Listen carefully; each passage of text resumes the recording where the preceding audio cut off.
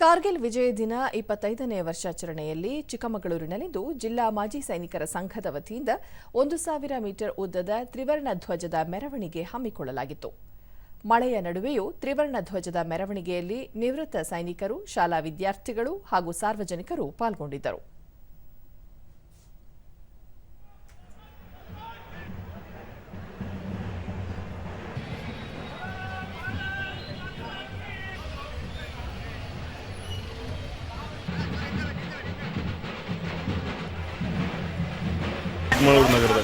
ಸುದ್ದಿಗಾರರೊಂದಿಗೆ ಆಯೋಜಕ ಪುನೀತ್, ವಿವಿಧ ಸಂಘಟನೆಗಳ ಆಶ್ರಯದಲ್ಲಿ ಪ್ರತಿ ವರ್ಷದಂತೆ ಈ ವರ್ಷವೂ ಕೂಡ ತ್ರಿವರ್ಣ ಧ್ವಜದ ಮೆರವಣಿಗೆ ತಾಲೂಕು ಕಚೇರಿಯಿಂದ ಕುವೆಂಪು ಕಲಾಮಂದಿರದವರೆಗೆ ನಡೆಯಿತು.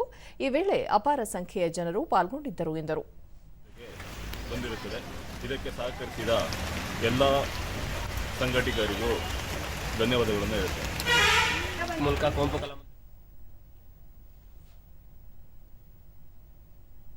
ವಿದ್ಯಾರ್ಥಿ ಸೂರ್ಯ ತ್ರಿವರ್ಣ ಧ್ವಜದ ಮೆರವಣಿಗೆಯಲ್ಲಿ ಪಾಲ್ಗೊಂಡಿದ್ದು ಖುಷಿ ಕೊಟ್ಟಿದೆ. ಈ ವರ್ಷವೂ ಸಹ ಕಾರ್ಗಿಲ್ ಯುದ್ಧದ ನೆನಪಿಗಾಗಿ ಈ ಮೆರವಣಿಗೆ ನಡೆಸಲಾಯಿತು ಎಂದು ಮಾಹಿತಿ ನೀಡಿದರು.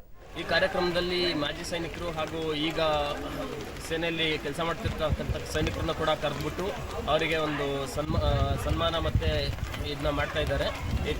ಇದು ತುಂಬ ಖುಷಿಯಾಗಿದೆ. ಇಂಥ ಕಾರ್ಯಕ್ರಮಗಳು ಪ್ರತಿ ಕಡೆನೂ ಆಗಬೇಕು.